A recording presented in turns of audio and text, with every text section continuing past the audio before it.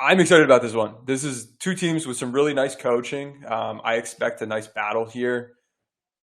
The two teams have played four times during the season. The, for the Lakers, they played Denver two of their first six games of the year. There was a loss that brought them to 0-4, and then actually LA's first win of the whole season came October 30th against Denver. They then played Denver again in mid-December and got a victory, and then again early January and lost on the road. AD was not playing for that game.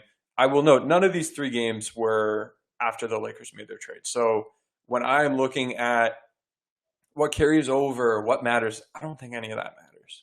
And so what I'm more interested in is digging into what these two teams currently look like.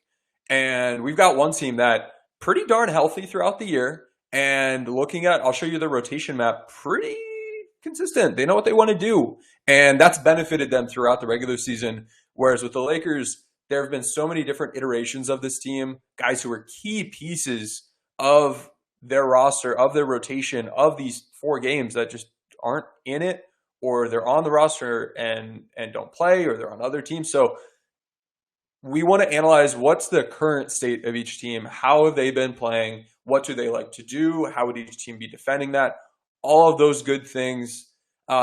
This will be uploaded to YouTube at on my YouTube page. So if you have to leave early, you can check that out over there. But let's dig into it. So we're going to go over some series odds. We'll go over Denver's offense, Denver's defense, series prediction. And then at the end, if you have any questions, I've got some answers and I am happy to chat through that. I will focus this mostly on here's Denver, here's what they do, and here's how the Lakers attack that or defend that. And that'll be more of the framing for tonight. If we have any Denver fans in the audience, hopefully I represent what this team has done, what they like to do, where their strengths and weaknesses are. Well, haven't had any complaints. Got some positive feedback on the Golden State and Memphis sides. Hopefully we can carry that forward here. Let's start out super high level, looking at some odds. I just grabbed this a few minutes ago. If you look at a few different sports books that have odds up so far, you can see Denver minus 140, minus 145. That means you'd have to bet $140 to win $100. So they are the favorite. The Lakers plus 120 for each of those three sources, BetMGM, FanDuel, and DraftKings. They're underdogs, but not by much. So this is lining up to be a fairly close series from a gambling standpoint in terms of what Vegas thinks and then what the people with models and who are really good at betting what they think and where they're putting their money. It's resulted in the lines being around here. And Vegas's job is they want to get equal action on both sides. This doesn't necessarily mean this is the truth, but that's what things are looking like. Lakers slight underdogs. When we look at our B-ball index projection, Lakers much more so underdogs. And I will caveat this saying these have underrated the Lakers post trades the whole time because we've got players who, and we're not just looking at a team level, we're looking at the individual players. But when you look at the individual players, they're currently playing better than they were when they were in different, on other teams, within other schemes. So this is underrating the Lakers. We've seen this a couple series in a row. This is just fuel for the fire. The LeBron, our luck adjusted player estimate of a box prior regularized on off metric, it thinks Denver will win 75% of the time and has Denver in 5 as the most likely outcome. But let's throw that out. Let's throw that math out and believe, because we've got a team here with the Lakers that is pretty darn good and they're playing better than they've played all year long. They just took down the 2 seed and then whatever the hell seed Golden State was. The Lakers have some dudes. They've got some good coaching. Denver's got some great coaching. They've got some dudes. But I think this is a more even matchup than you might think. And when we look at this isn't the prettiest slide. I just threw some stuff on here, but let me walk you through it. So on the left side of the screen, if we just look at the rotation players for Denver that are in their playoff rotation and ignore every lineup on the year that didn't include these dudes, about plus 13 net rating, plus 12.8. Really good offense, not as good defense. The Lakers' current playoff rotation, plus 12. Right there. They're right there. The offense isn't as good, but the defense is substantially better. And so if we're just stacking up and saying, what is this version of the Lakers done against this version of the Nuggets? About the same thing. When we dig a layer deeper and look at some 4 factors, again, this is super high level. We're going to dig into the scheme. I'm going to draw stuff up. I'm going to show film. But just setting the stage here, if we look at, again, just for their active playoff rotation, and then what that would rank on the full season, these are going to be inflated values because we're comparing a playoff rotation with regular season teams. So this is not quite apples to apples. Understanding that the Nuggets offense, effective field goal percentage, would rank first. The Lakers defense would rank first. The Nuggets free throw rate, even with these possibly inflated numbers, only 24th, not all that high. Lakers first. So the Lakers in this matchup, it looks like LA wouldn't be putting Denver to the line much, and that's a positive. And there were certain areas Denver likes to get to the free throw line, and they're drawing fouls. LA, I think, should have strong strategies to help mitigate that. From a rebounding standpoint, again, potentially inflated here. Lakers' third best defensive rebounding. That's the offensive rebounding rate against them. For Denver, about mediocre. From a turnover standpoint, mediocre. Lakers fairly mediocre at generating turnovers. So here's going to be the big battle. How does the shooting go? Can the Lakers lower the shot quality for Denver's offense out of the post and with their 3-pointers? And then if the Lakers can keep Denver off the free throw line, that'll be, something that will hurt this Denver offense. If you look at just the full season team for Denver, not trying to filter down to specific lineups for their playoff rotation, we could see, again, on the season, first effective field goal percentage, post All-Star break, dropped off quite a bit when they didn't have much to play for. Free throw rate, mediocre. Turnover rate, mediocre. Rebounding rate, mediocre, but got a little bit better. From a play type usage standpoint, they are a pretty heavy post-up offense. As we know, they use post-ups most of any team from a scoring possession standpoint, and the efficiency for them ranks 4th. If we look at the cuts and dump-offs they're able to generate out of mostly ball screens or handoffs or Jokic facilitating, that's pretty high. So that is cool to see. If we also look at transition, 10th highest usage, first in efficiency. And so this is something to keep an eye out for. This is a unique offense operating out of that post hub, generating those cuts, generating those dump offs, kicking out for threes. But the transition game is something to also keep an eye out for. If you look at just major play types, ball screens, ISOs, post ups, yeah, lots of post ups, pretty efficient. They 28th rank in the percentage of their offense from pick and roll attacks. So this is including the ball handler, the roll man, the kick outs, the dump offs. But this rank can be misleading because if we look at the actual just volume, pick and rolls are such a big part of the NBA and basketball in general that you still need to game plan for this. This is still a huge part of their offense. They about double the offense from this compared to their post-ups. It's just that relative to other teams, they post up a bunch. They don't run as many pick and rolls. But from an efficiency standpoint, pretty mediocre numbers here. So that is encouraging to me from a Lakers standpoint. If you look at shot types, I'm not going to read these numbers off. It's pretty balanced stuff. They're good at hook shots, so no duh. Pretty good shooting at the rim. Let's see if the Lakers can lower that. They're not generating a lot of open catch and shoot jumpers. These are numbers from Synergy, by the way. So if the Lakers can hold down those open catch and shoot jumpers and defend the rim well, it lines up pretty well for them. Looking at jumper distance, again, nothing crazy skewed. This isn't like nothing from mid-range, only threes. This is a team that's good at threes, doesn't take the highest frequency of them. They'll shoot some long mid-range jumpers, but nothing, I don't know. There's no major takeaways for me. This isn't the most analytically inclined offense potentially, but they do have some dudes who are good for mid-range, so that's understandable. Now, if we look at who's playing when, here's a look at the 8-man rotation that they will be using. This is from NBArotations.info. It's a cool website. It's free. You can see when guys are playing.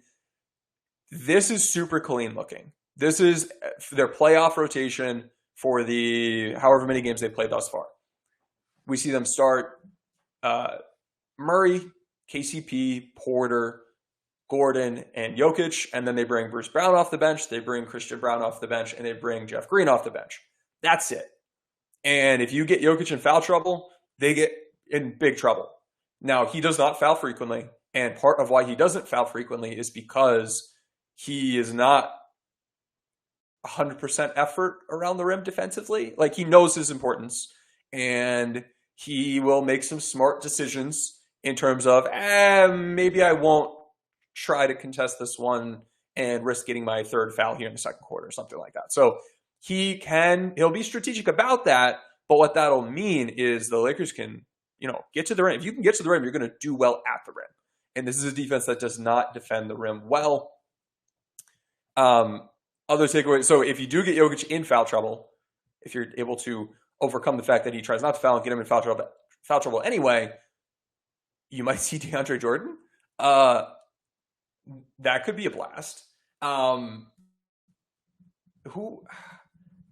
They're not playing Thomas Bryant, so if you get beyond Jokic, everything falls apart, and that's it's their superstar player. We could say the same thing with the Lakers and AD or LeBron.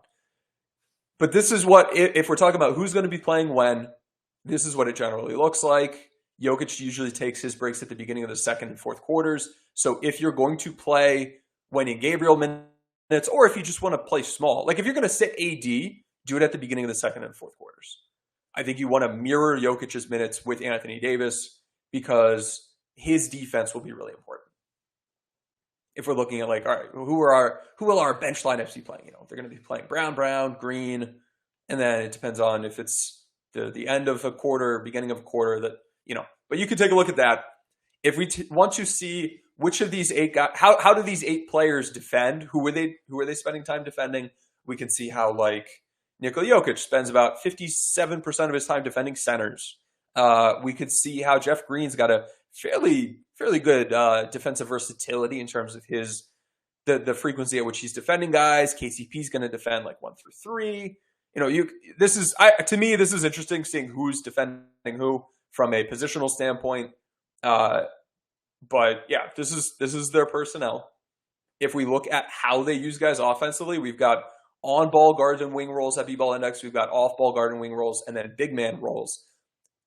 Here's who's in which roles, and the grades that you see next to them are the grade of their offensive impact compared to other players in that role who are rotation players. So Aaron Gordon's B- shot creator grade, and he's in a shot creator role because he ISOs a bit, he posts up a bit. He's in more of an on-ball role, which is interesting for him. Compared to other shot creators, his offensive impact is a B-. Compared to other stretch bigs that are rotation stretch bigs, not just a guy who does that but doesn't play any minutes, Jeff Green's an F from an offensive impact standpoint. So looking at these guys, we see Jokic, of course, A+. Porter, really strong movement shooter. Murray, really strong primary ball handler. KCP, pretty good stationary shooter. And just because you're in a stationary shooter role doesn't mean you can't shoot off motion. It just means this is what your job has been. And the Browns not moving the needle, Jeff Green not moving the needle offensively. Just if you're trying to really quickly get a sense for, how does this player play? These roles tell you a lot, and you can read more about them at B-ball index. From a skill standpoint, looking at the three-point shooting for this 8-man rotation, something that stands out to me and will be useful is the three-point shot making. If we look at maybe the leftmost grade column, the three-pointers made per 75 possessions, Jamal Murray, Michael Porter Jr., they're putting in a bunch of threes. KCP's putting in a good number of threes. Brown, not as many, and he's underperforming. His D- three-point shot making means he's underperforming the pretty high-quality shots he's given, the A- shot quality. Aaron Gordon, D- shot making. Christian Brown, D- shot making. Both of those guys also on pretty high-quality threes.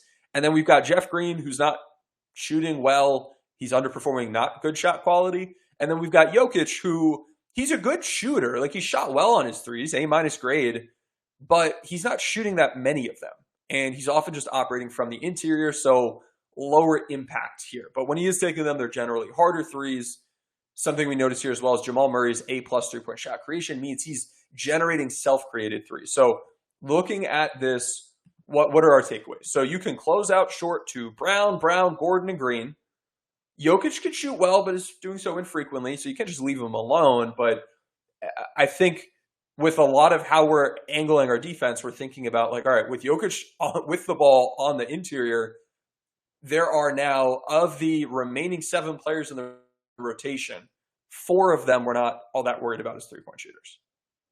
And so you have opportunities here to help off, to stunt off and help disrupt handoff drives, to dig down and try to disrupt or just outright double Jokic in the post.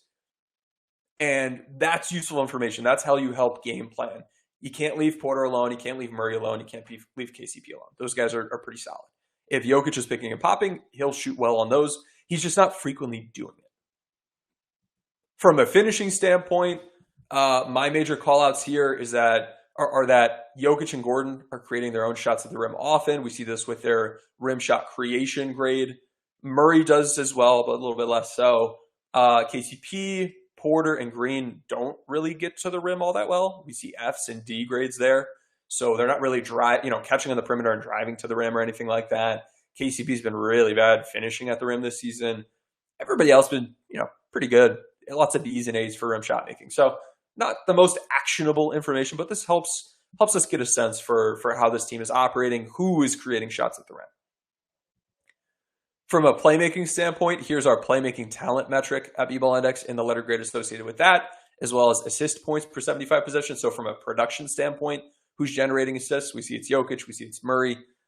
And then we've got our 4 key peripheral metrics. We've got passing creation volume, which is basically the potential assists per 100 possessions you're generating or per 75 possessions you're generating. So what is the volume of opportunities you're creating for teammates?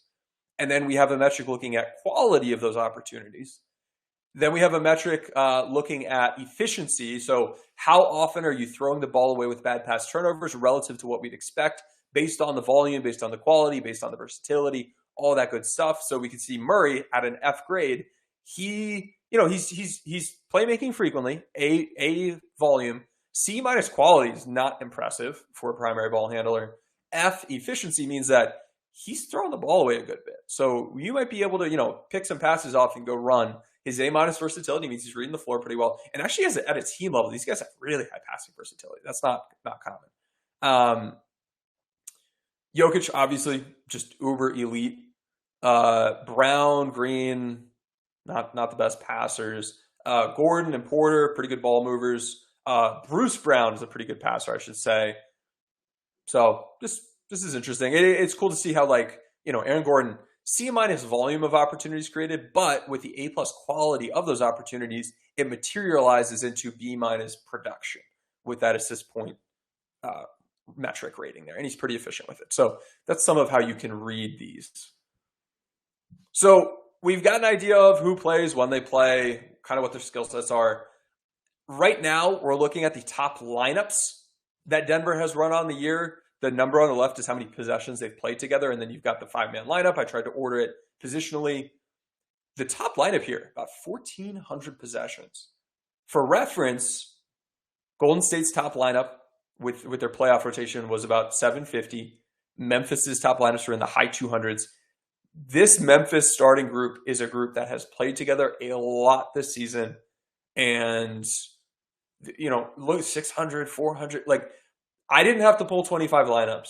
These guys know what they want to do. They have a pretty set structure. They're very familiar with each other, the system, the lineups they're in.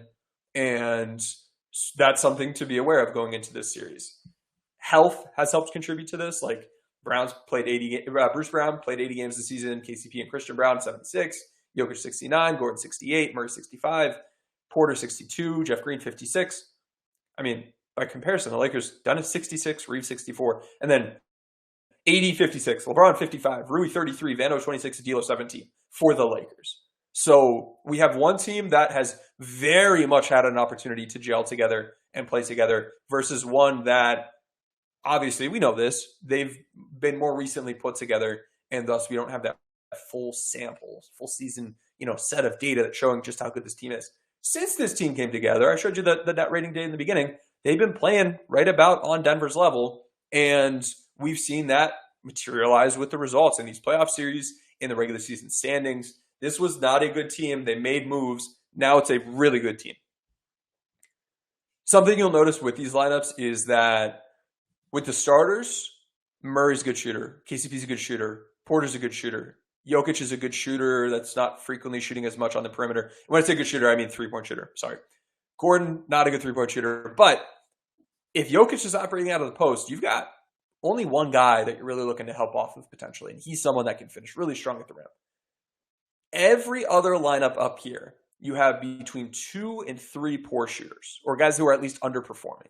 I'm not talking about a bunch of guys who you just completely leave alone. This isn't, they're not lineups of Jared Vanderbilt's, but there are guys that are underperforming as three-point shooters. Between Brown, Jeff Green, and Aaron Gordon, you've got, 2, 3, 2, 2, 2, 3. Like, you have some opportunity. And the structure of these lineups is fairly similar. Like, we're getting Murray or Brown at point guard. You can have Reeves or Dennis on them. You've got KCP or one of the Browns at shooting guard. You could stick D'Lo on them.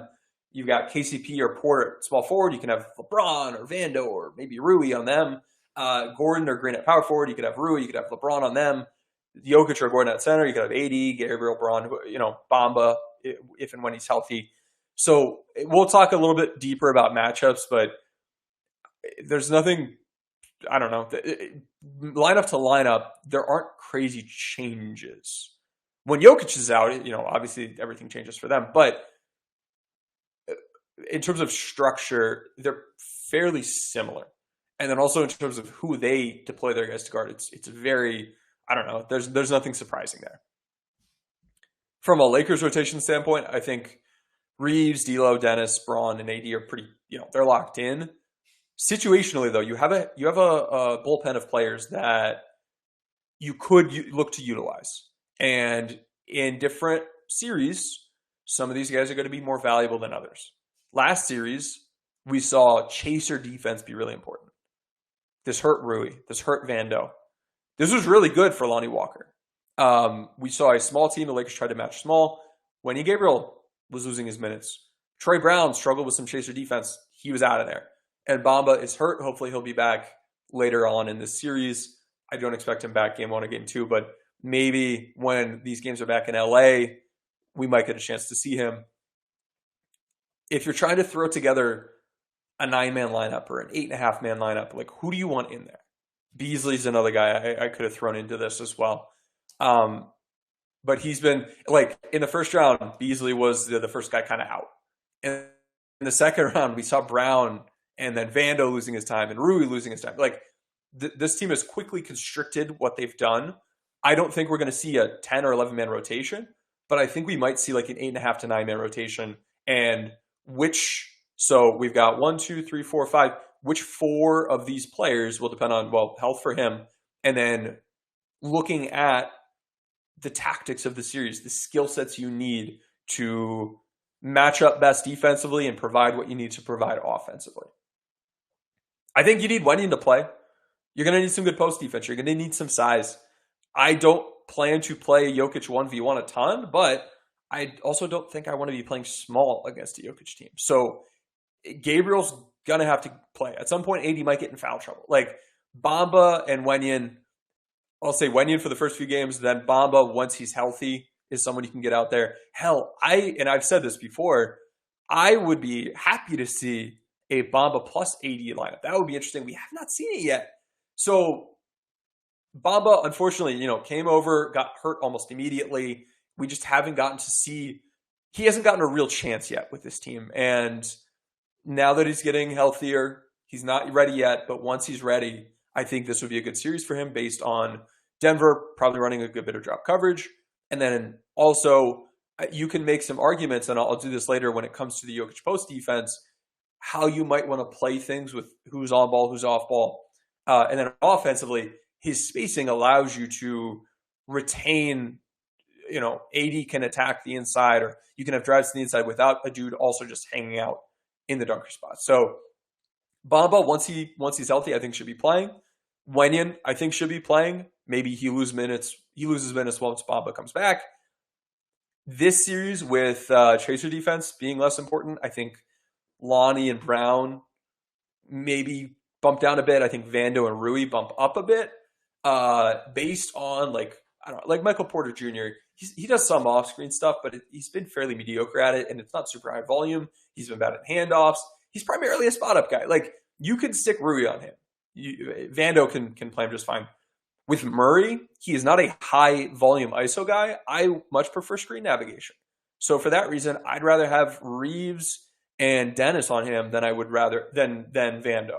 And offensively, we've seen the limitations with Vando be poked at, and there's nothing that Denver will be doing to leave Vando alone that will be any different from what the Lakers ran into last round that they were having trouble solving. So maybe we see him get an opportunity to start the series, and then if they're copying and pasting the Golden State game plan against them, then LA needs to have a quick hook to take him out. But I think Wenyen and or Bamba should get time. I think this is much more so a Rui series. Vando can play defensively; he should be fine. There's no like on-ball wing scorer that I think I really see the value of him with. And I'd rather have our guards playing Murray. So with a team that has as many, going back to the roles, like stationary shooters, movement shooter, like I don't need, like Vando on them isn't really adding value for me. Guarding a stretch big, guarding a primary ball handler, that's not his game with more ball screen heavy offense. He's a good cutter defender, and so I think he could have value. You could stick him on Gordon, I suppose, but it's tough for me. It's tough. I think he has more value in like a Boston series or even a Philly series. In this series, maybe a little bit less so. But Rui, I think, has a good opportunity. I would like to see like an 8.5 to 9 man rotation where we get the 5 guys at the top. You get Wenyen in there. You get Rui in there. Probably get some Vando minutes, and then you get one of Brown or Walker. And then once Bamba's back, maybe those Wenyen minutes go away. So this is an open question. I think Tom and I will have to do a pod upcoming here to talk through how the Lakers can best leverage these things. But those from a rotation standpoint, that's what I'm thinking about. If you want to be switching, though, and this is a route the Lakers could go, then Vando at the point of attack makes sense. If not, he's not really that guy. If you had bad info saying he was a great screen navigator, I'd imagine through the past 2 rounds, you've realized that's not quite the case. One key, I'll just throw this out there. Can the Lakers stick Rui on Jokic? If they plan to double team the post anyway, and they'd rather have AD off ball disrupting cuts to the rim. Something to think about. We have not quite seen that. I searched and it was really challenging to find film on that. So I don't know if Rui would be able to hold his ground, but if you could front the post, as Sean's saying in the chat, if you can front the post with Rui, have AD backside, with the volume of non-shooters this team has out there, that's something you could probably do. So I think this is a Rui series. I think this isn't as much of a Vando series, but you could get some time. Brown is someone I think could make sense. As long as he's hitting his threes, like Brown's just fine in this series. He's got some size. He'll fight on the boards. If his threes are falling, he's a solid player. Lonnie's value as a creator, I think, can make sense in this series as we talk through some of the weaknesses of defensively for Denver. They've got some guys who are weak perimeter defenders that he could look to attack. So different angles. And I don't go into the series saying for sure it should be these 9 guys. Like I think you can make cases different directions. And then Bamba's health is another factor. So now digging into what Denver wants to do to fuel their offense. I looked at their top 15 play type scoring possessions per game, and those were Jamal Murray pick and roll ball handler plays, 80th percentile efficiency, 6.5 per game. Jokic post ups, 5.2 per game, 93rd percentile efficiency. Porter spot ups, KCP spot ups, Brown spot ups, Bruce Brown spot ups. Then Jamal Murray dribble handoffs, 2.7 per game, not all that high volume, 66th percentile. Then we've got Gordon cuts and dump offs, Bruce Brown, pick and roll ball handler, was not high volume, nor was it good. Jokic rolls, Jokic dump offs, Jokic spot ups. A lot of these things are the result of ball screens, the result of set plays, the result of post ups more than they are the offense. You don't go into the series saying, oh no, really got to worry about, we got a game plan for Michael Porter Jr. spot ups. You'll do better against the Porter spot ups if you defend the ball screens better, if you defend the post ups better. So that's what I'm thinking about here. Where we got Murray spot ups, Gordon post ups, Jokic putbacks, and then Murray perimeter isolations. So those are those are the top 15 scoring play types. If we look at the top major play types, so just ball screens, ISO, and post ups, we have about 12 Murray ball screens a game. That's important. That's on here. We have about 9 Jokic post ups a game. That's important. That's on here. We have 4.7 Bruce Brown ball screens a game that were not good, and I just play drop coverage. That's fine. I'm not going to focus on that. Jokic ball screens, which is interesting, like him actually running it, the inverted ball screens, not super high volume, about 3 a game, but they've been really effective. They sneak up on you. You just got to be prepared. If they can, sneak 6 or 7 into a game, that can hurt you. Then we've got Murray perimeter isolations. Not high volume, but we'll cover it because he's got some tendencies I'd want us to be aware of.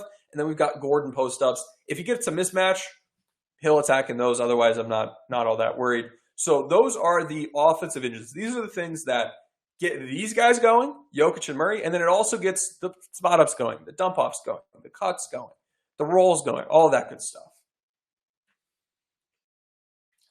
So if you could slow these down, you will slow those downstream play types down.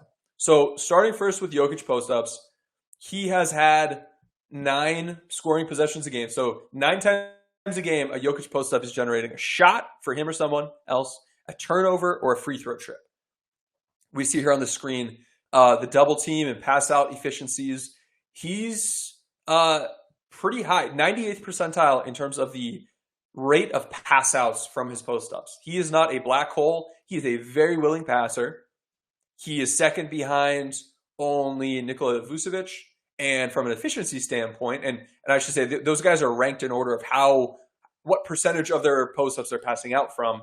So Vucevic is passing out more frequently than Nurkic or Embiid. From an efficiency standpoint, Jokic's pretty good shape, 1.04. Vucevic not as hot. Valanciunas not as hot. Nurkic nowhere near as hot. Him and Valanciunas down there. Sabonis, Embiid, Jokic. Those have been, and Jokic is actually behind Sabonis and Embiid a little bit, but those are some of the better post pass out guys with the good structure around them, and they're generating good offense. Şengün, not in the best situation team wise, talent wise, scheme wise, but it's still been a really solid post pass out guy. So shout out to him, he's on there. From a double team standpoint, the rate at which Jokic is double teamed, 97th percentile. He is very frequently getting double teamed. Up there, I have the top 5 guys: Embiid, Vucevic, Jokic, Valanciunas, and Şengün. Big difference. Embiid, 1.2 points per possession when you double team it. They punish you if you send help. Jokic, it's good. It's not that good. Vucevic, Valanciunas, Şengün, double them. It's not going well. And so, just a couple things to think about. With Jokic, you really are picking your poison. And to me, there's a very clear preferred poison here.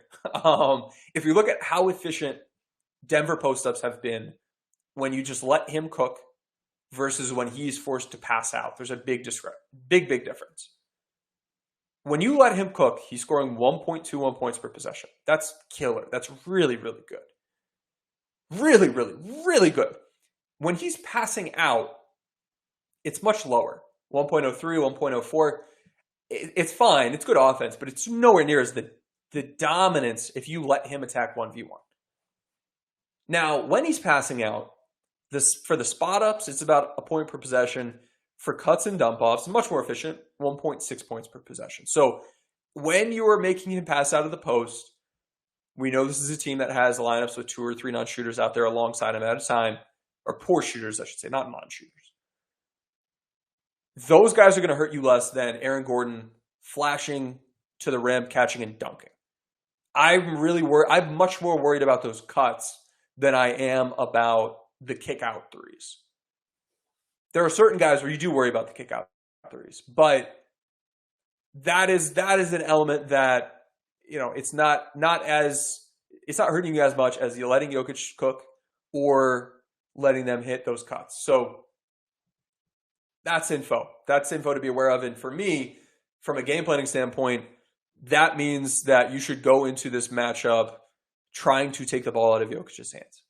And you want to do that in specific ways. There are several different ways to do so. Some are better than others. When we look at his tendencies before we get to the help types, he has about a 2-to-1 ratio posting up on the right block versus the left block. He likes to get the right block. At the right block, he'll go either way. He'll turn over his right shoulder, his left shoulder, and he's awesome. There's no, all you have to do is force him this way, and he stinks. Like, he's an elite post player. He's got both sides. He's got a bunch of moves either way. If he's at the right block and you let him cook, you're going to have problems. At the left block, he is much more of a tendency to go middle, and he's a lot worse going baseline. So if you could shade him that way, if you have to pick, you're better off. And then also when you make him go baseline from either block, he's less frequently drawing fouls, so that's good. He's also less frequently turning the ball over, but less frequently drawing fouls for a Lakers team that if AD gets in foul trouble, you're in trouble. That is something to keep in mind. If you're trying to shade him a direction, shading him towards the baseline, it comes down to how well can he hit shots. The thing that is scariest to me with Jokic post-ups are his middle post-ups. That makes up about 30% of his post volume. They are by far the most effective looks for him. They're harder to help on. He can go either way. His turnover rate is about halved. His free throw rate about doubles. Let's take a look at some of these middle post-ups for him. This is what I mean with middle post-ups. So he's in the middle of the paint. He can go either direction. Where are you going to help from? If you help off, it's much easier to get the ball out. He scores and one. Another play here, we're going to end up seeing a Jokic middle post-up. Just ball screen. He rolls, he catches. There's nothing there, and he turns it into a post-up. And it's just so hard to help. Now here we do see the Lakers help, and LeBron held his ground fairly well. Those are the types of looks you want him to generate. You don't want him at the rim. So again, rolling, attacks middle, gets deep position, but LeBron helps down. And you have to help. You've got to rotate well behind it. Those middle post-ups, really, really dangerous for him. If we look at, so I guess going back here, so it's talking tendencies. He also draws fouls pretty well. 6th best of the 28 post players this season with 2 or more scoring possessions per game. You're going to need Bamba healthy to be an extra body. You're going to need Wayne and Gabriel. He may get both AD and Gabriel in foul trouble in the same game. From either block, his moves, as I said, to the baseline are lower free throw rate moves. So if you got to push him a direction, you want to keep AD out of foul trouble, push him that way. The other way to avoid fouling is to send help. When you send double teams, he becomes a passer. And again, there are good ways to do this, bad ways to do it. It is substantially more effective for the defense to make him pass out than to let him cook. As we said before, there are 2 or 3 non-shooters on court or poor shooters on court with him about at all times. You want to get the ball out of his hands, bring that pressure before the offense can get into their help beaters. You want quick doubles and quick pass outs without anybody, cutting or setting pin in flares. We want to force the issue. You don't want to be sending help from right in front of him and in a way that just concedes kick out threes to good shooters. So you've got to be smart. And my recommendation is, and we'll see this on some of the film as I get to his post-ups from the blocks. My recommendation is I want to help from the strong side. I want to help off of the guy who gives him the entry pass and then bump the next perimeter player over to cover that kick out three. So it is fast. It is aggressive. You're not giving him time. You're not giving him, plenty of time. You're not just standing around and letting them run help beaters. You're getting the ball out of his hands. And then you are sending this help in a way with that bump over. That means that the weakness in your defense is skip passes or cuts from the opposite side of the court. I want him needing to pass through Anthony Davis and the 2 guys around him, trying to steal the ball, trying to get deflections. Deflections on his passes will be key, but making the passes to the weaknesses being 2 guys who are further away rather than right in front of him is important. So this is how you both attack quickly with the strong side help, but make that strong side not the weakness. So that's what I'd be looking to do. But I do think you need to mix in, doubling on the dribble versus doubling immediately. I think you can throw in the curveball, helping from the baseline. Maybe overplay him towards the middle, push him baseline, and then have that guy there ready to take a charge on his spin move or something like that. So that's what I'm looking to do. You've got to mix it up just a little bit. Oh, sorry. Let me play the video. So again, this is not the Lakers' current roster, but I want to, post it up from the right block. Help comes on the dribble, pass out. We're seeing the guy shooting right now, not a very good three-point shooter. So the bump only kind of came halfway, and then they went back home to the better shooter. That is when you would want to not bump over, is if that guy is not a very good shooter. So let's see, next play. Balls with Jokic, double, bump, double again, turnover. This is what I mean by a bump over, is you don't leave that kick out right there. Here, help from the baseline because Kendrick Nunn was the guy on him, and that's where Gordon hurts you. Either Troy Brown's behind him and he's got that dump off for a dunk, or Troy Brown's in front of him and he sets a pin and flare screen. As long as he doesn't let that weak set guy play both, here we see the double and the bump, and Max Christie high-fiving Jamal Murray. That's no foul. Great play.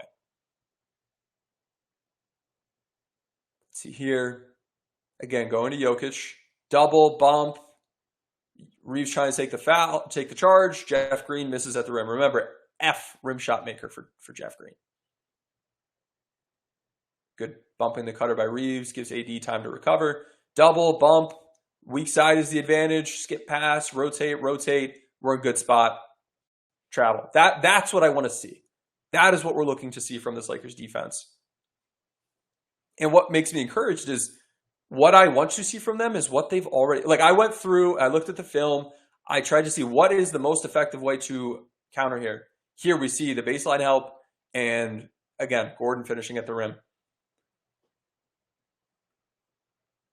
I looked at what are the different ways to defend this, what works, what doesn't work, rather than me being like, oh, well, the Lakers have been doing this thing, and what they really need to be doing is this. They've been doing the right thing, and that is encouraging to me. Double, kick out. Brown's not the best shooter, commits a charge as the Lakers leave him alone. If they're going to leave someone alone, they're going to leave him alone.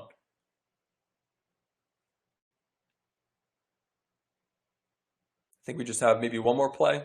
Again, Jokic in the post, high double, bump over, but there's Aaron Gordon cutting. That's why whoever that guy is that's defending him on that weak side needs to be aware, needs to be heads up and understand they're trying to set pin and flares or cut to the rim. And that's why having LeBron or Rui or hell, AD could make sense on that weak side. And just think about this. Let me pitch this to you. If you're going to send a double team on Jokic with Rui's on him, and then here comes Reeves. They're double teaming him. He's not going to try to score through it. He's going to be a passer. Now with him being a passer, if we bump over the strong side, and you know what? Let's do this. Let's draw it up. How about we draw it up? So we've got Jokic in the post. This guy just passed it to him. We'll say 4, 3, 2. So this is our offensive setup.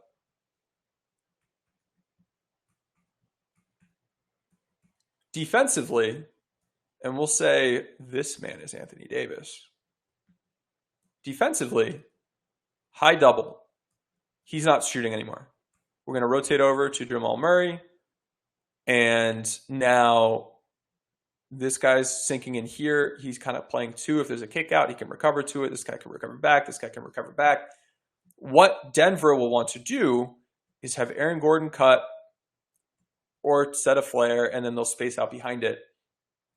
If we're making Jokic make this long pass, who better to disrupt the pass than 7-foot tall Anthony freaking Davis? Or if he's trying to defend this Aaron Gordon cut, which is the one thing he does, who better to defend that than Anthony freaking Davis? So as long as Jokic isn't like, as long as Rui's able to hold his ground here, and then you send the help, as long as he's not able to go through two players, this to me seems like a viable option here. And so this is why Rui and his size being able to hold his ground, I like him better than LeBron in terms of holding his ground here.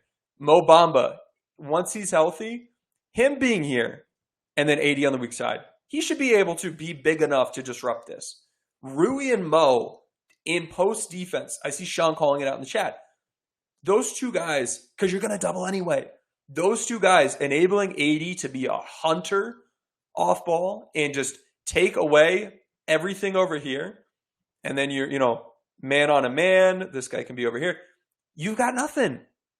You've got nothing. And so that is why, if you can find a way here with your matchups to get AD off ball and keep him around the rim, take away those cuts. Again, when we look at Jokic post-ups, do you want to let him cook or do you want to get the ball out of his hands? If you let him cook, he's scoring 1.2 points per possession. And that's when he's drawing fouls. When you make him pass out, he's scoring 1 point per possession. And when he's passing out, point per possession on spot ups, more than 1.5 points per possession on cuts. If you take away the cuts and you don't let him score, you've got a hat on a hat when it comes to kickouts, you're not giving up the high quality looks. And I'm sure there will be tactics from here that Denver tries to engage to try to overcome this, but it's really hard to overcome Anthony Davis standing at the rim, taking away your cuts and your skip passes. And so to me, that is a priority. That is something I want to see the team engage with quickly. I don't want this to be a game 6 adjustment. This is something they should be doing game 1. So that's what I'd like to see a little bit more of. That is the way that you slow it. You're not going to stop the Jokic post-ups, but that is the way you slow down the Jokic post-ups. You're doubling, you're making him get the ball out, you're taking away the cuts. Be strategic about who you're helping off of. And, little reason for optimism before I get into the Rui film here. Jokic in post-ups against the Lakers this season in 4 games has scored 11 total points in 141 minutes. He had 2 made shots, 7 free throws. When you include pass-outs, he has 27 points in 4 games. His efficiency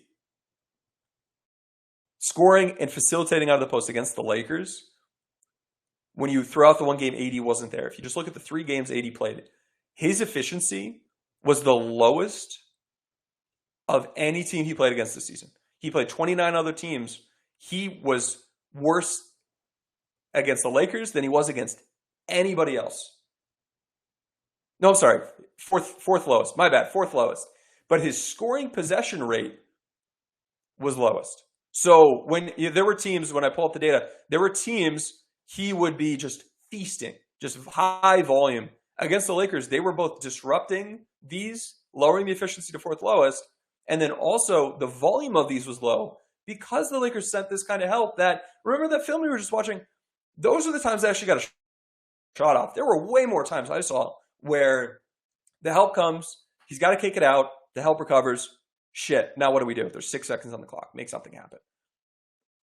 LA limiting the scoring opportunities from these post-ups altogether is a huge win. And they did that better than any of the 29 teams Jokic played against this season. The efficiency for Jokic against the Lakers with AD lower than all but 3 teams. If you include the 1 game AD didn't play, it's better than all but 4 teams, so 5th best. Really good. Still really, really good. So you should be encouraged. And when we look at Jokic post-ups against the Lakers this season, against help, he was scoring 0.95 points per possession. Against current Laker players, if you throw out like the Pat Beverly post-ups, the Kendrick Nunn post-ups against him, or with him attacking them, or Thomas Bryant, who he absolutely feasted on, he scored 0.77 points per possession. Not the highest volume. Now, this is not me saying, oh, he did bad there, therefore he'll do bad now. But he didn't have success. His efficiency was held down. His opportunities were held down. We see on the film why. And we know the Lakers already have the cheat sheet. They're not going to stop him. But if they lower his efficiency, this team's in trouble. And so the Lakers sending help 73% of the time he was getting post-ups. That's good. When they sent help, the Lakers doubled high 75% of the time. And then almost always sent the bump over unless it was a non-shooter they were helping off of. And then the other 25% of the time they sent baseline help. Mixing it up. I like to see more 80-20, but 75-25, it's okay. They're doing what I want them to do. And I think the Jokic post-ups, they could have been more efficient if his teammates, his teammates who are bad at hitting threes hit threes better. But that's part of the game, is make the D and F caliber three-point shot makers hit threes on the big stage. And so behaviorally, what the Lakers have done is what I want them to do. And by sending help, you're limiting the foul factor. Not as worried about AD. And you're pushing him towards what he's bad at. So that's what I'm interested in. By the way, I searched far and wide. I looked at every goddamn game of Rui Hachimura's career that he played against Nikola Jokic's team. And I found this is the one play of film I found of Rui guarding Jokic. This is the angle we get. Look at this shit. This is the one angle we get. There's a screen and a switch. Oh, that wasn't even it. Wait, no, where is he? I guess he was on the perimeter.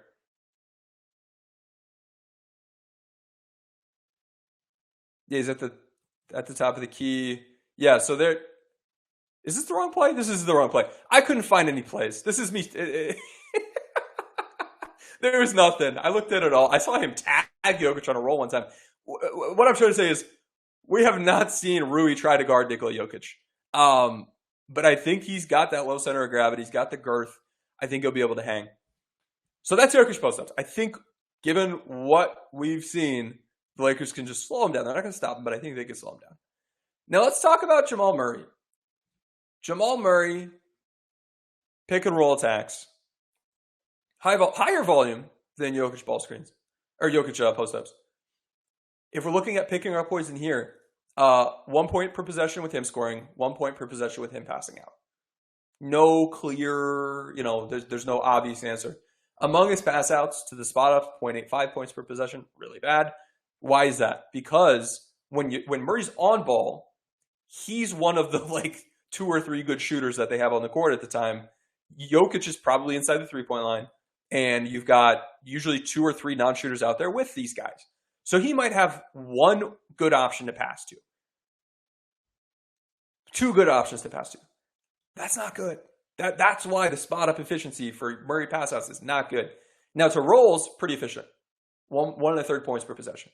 To cuts and dump-offs, 1 1/3 points per possession. You want to defend the rim. He's a dangerous three-point shooter off of ball screens. He shot 42% on pull-up threes this season out of pick and rolls. If you include all of his pull-up threes, he shot 39.3%. 32% of his shots from ball screens are threes. And so this is a factor that you have to be careful about. There's a caveat here. I'm going to get to that. His mid-range game, also pretty good. But it's something that I'm less worried about conceding. If we look at his efficiency on pull-up middies this year, 42%, that's not killing you. That's not at the rim. That's not drawing fouls.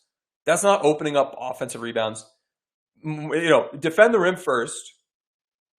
The middies, if this is where he's living, this is how he's going to beat you, so be it. If you compare Jamal Murray with rotation on-ball guards this season, he has a C grade in pull-up shot making, pull-up mid-range shot making. He has a B+ grade in mid-range pull-up shot creation. He takes a lot, but just because he takes a lot doesn't mean that he's making them. So he's okay. It's fine. But the efficiency just it's not there. You're not giving him practice shots, but if this is the way Murray ball screens are going, you're okay. You want to take away the pull-up threes. You also want to take the rim away. And he's not the best player in terms of getting to finishing at the rim. B, rim shot creation. B, rim shot making.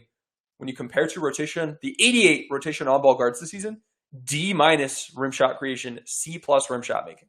Not impressive.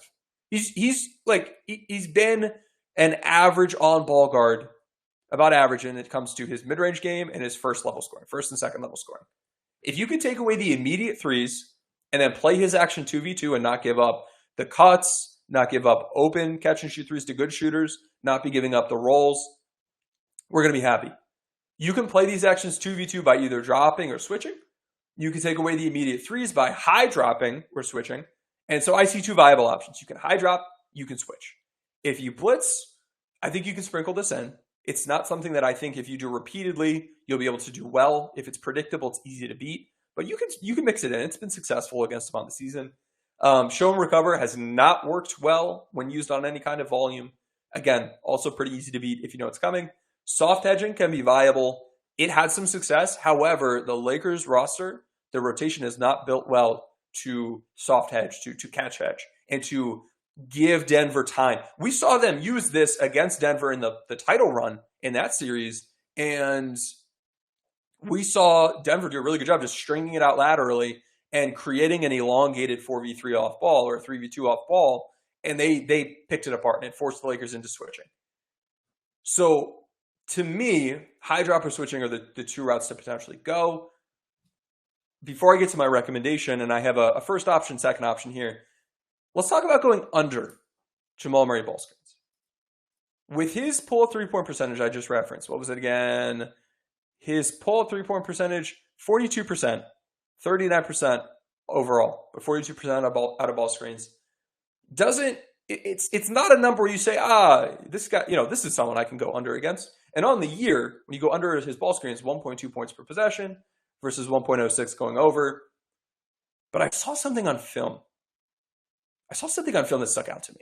And I made a note of this on Twitter. The weird quirk of his. Not a weird quirk. It's not the most unique. We've seen this with other players. But an exploitable thing here.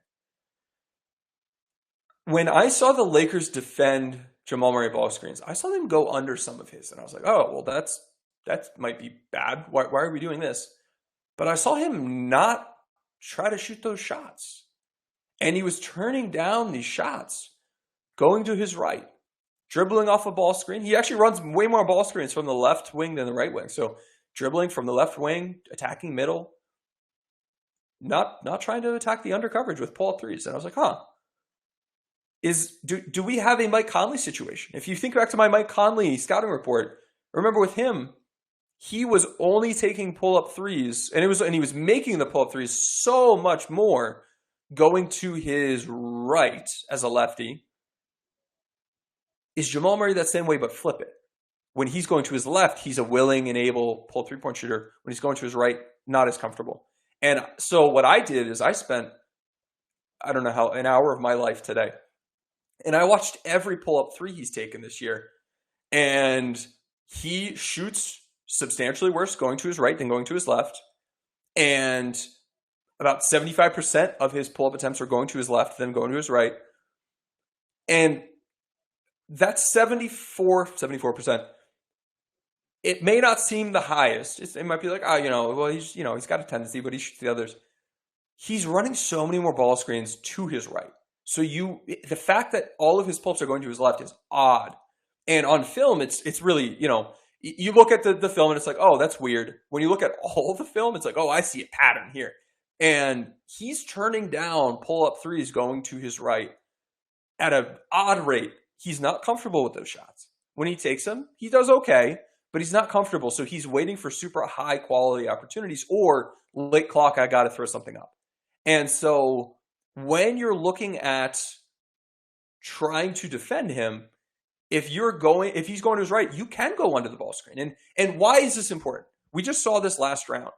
Why going under ball screens can be really important regardless of what coverage you're in. If we've got a ball screen, he's going this way, and we're set up like this, and AD's here containing, and this guy is trailing over, what do we create? We create this window. We create this passing window to the big. If you're going under this, on the way to recovering, you take away that angle. You're there until you're able to recover, and then this guy gets back. I think what the Lakers just did against Golden State, not from a drop versus switch versus all that coverage standpoint, and this applies to any coverage. Going under these when he's going to his right and forcing him to take shots he's uncomfortable with, where he has to flip his hips, align his feet going this way, and get the shot up square. Now, when you square up to the basket, your feet aren't like this. If you're a righty, your feet should be like this. If you're a lefty, your feet are like like this, pointed on, I don't know, like 2 o'clock on a clock. If you're a righty, your feet are pointed at like, what would that be, 10, 10:30?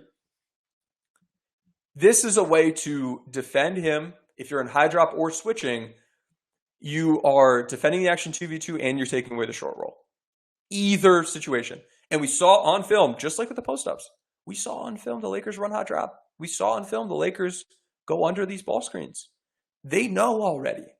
In fact, they sparked me knowing. Like, this wasn't readily available information. I was able to get my hands on some second spectrum data looking at his shooting going left versus right.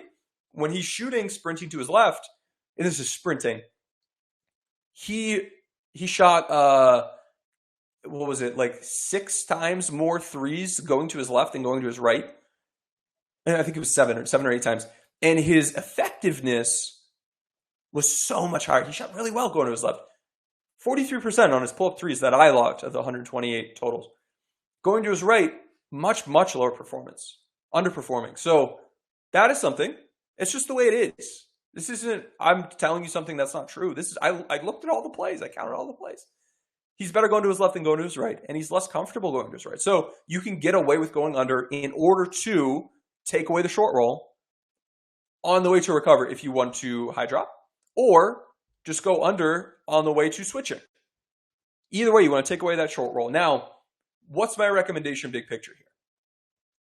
I want to be in high drop. I think high drop is the way to go. You take away the immediate threes. You are able to try to play the action 2v2. Now, if he's going to his right, you might be able to be more in a normal drop, not as high. Like, don't give Jokic any chance to get behind you. And Jokic isn't the most athletic player. He's not the lob finisher. So AD in these actions should be able to recover to him. But by going under that on-ball screen towards the right, you take away the pocket pass. AD in the action looking to contain and then get right back to Jokic. And you need to aggressively help off the non-shooters, because those are there. And Jokic is really, really good shooter when it comes to his floaters. He's very happy to shoot from mid-range. That, to me, is, that's an area to worry about. But if he's going to put up 30 points on floaters, that would be a first for him.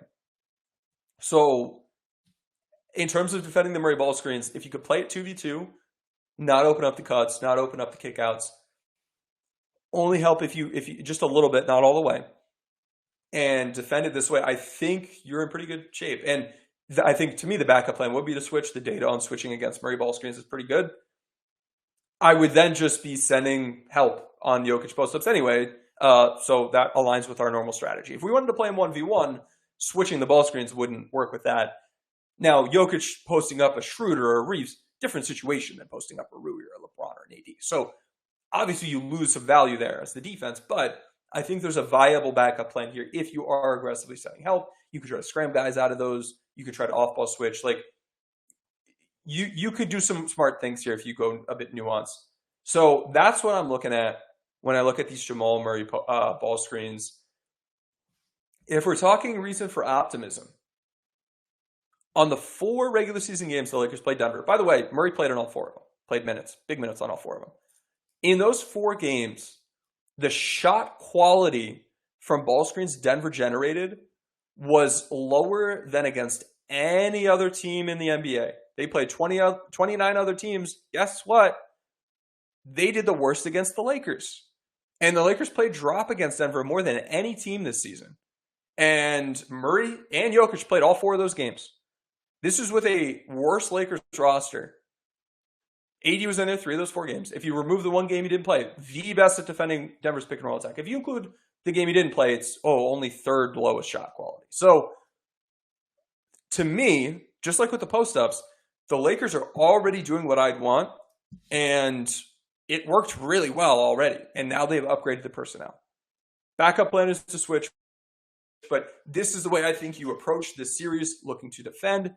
Jokic ball screens, not all that many per game, about 3, but something that can sneak up on you. Let's watch some film on these. We're looking at Jokic ball screens here. And by that, I mean he's the on-ball player. And they get to these in a couple different ways. First play, big screen. But we've got Booker guarding Gordon. That's problematic. Here we get the step up screen again. They try to turn it into a doubled post up and then recover out of it. I like this. This is good. Really good play here by Phoenix. But then look at this one. Look at that. That's creative. That is a post entry and then a cut, a fake cut, just to set up a logo ball screen.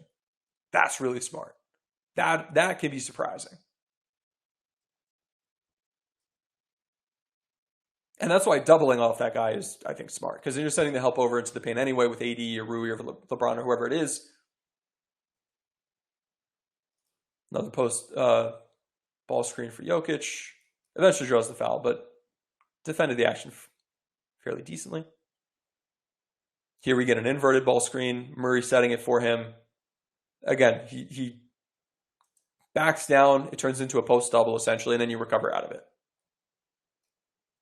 I think this is the last play.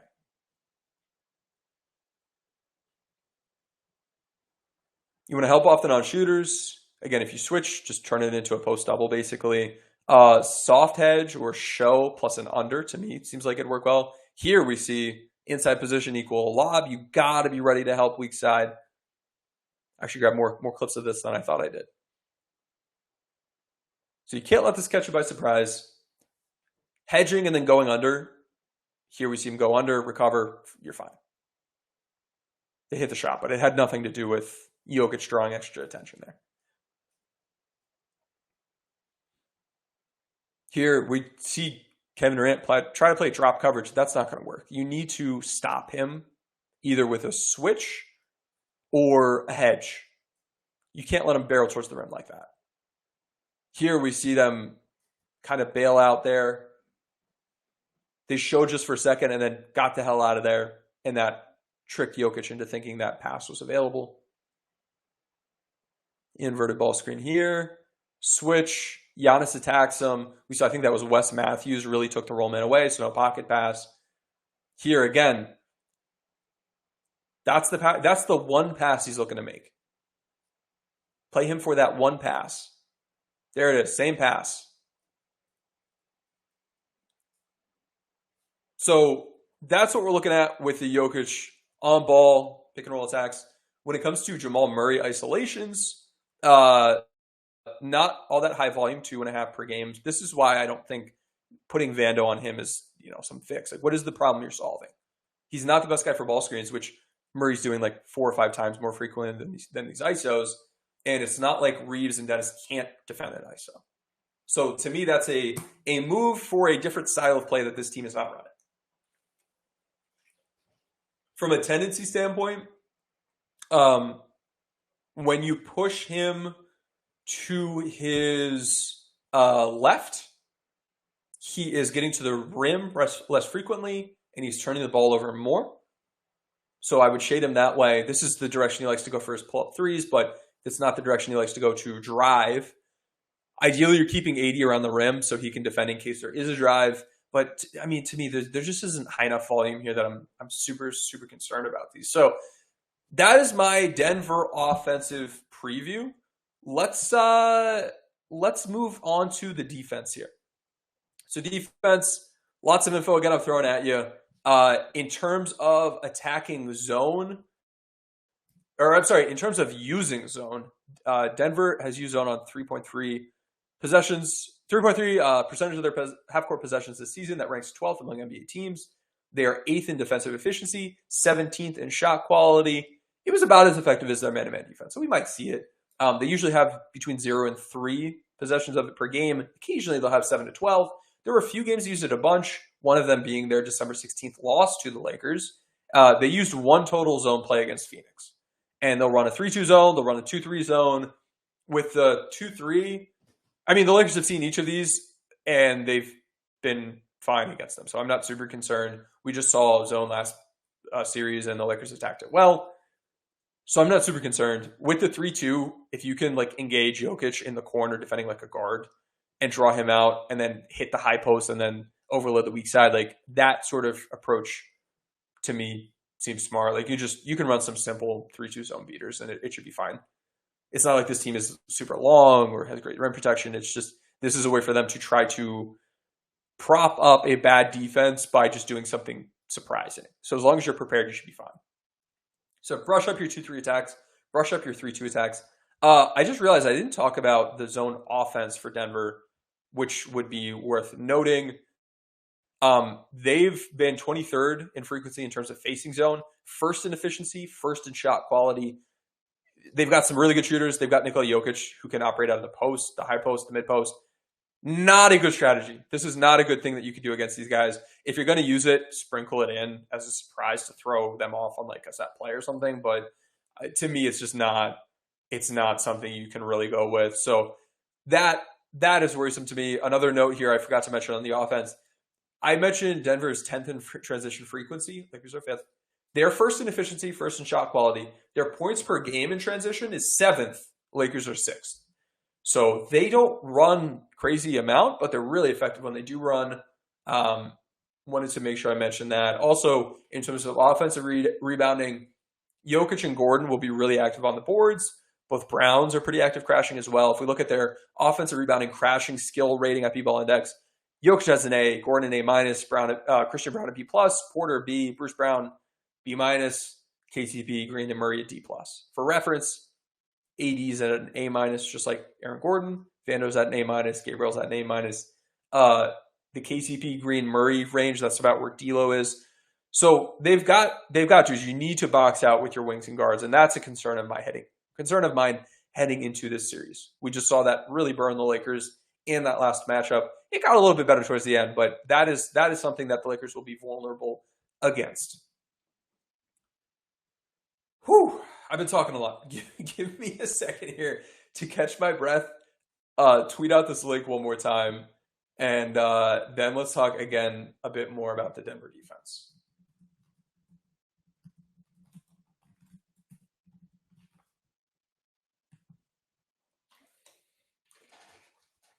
All right.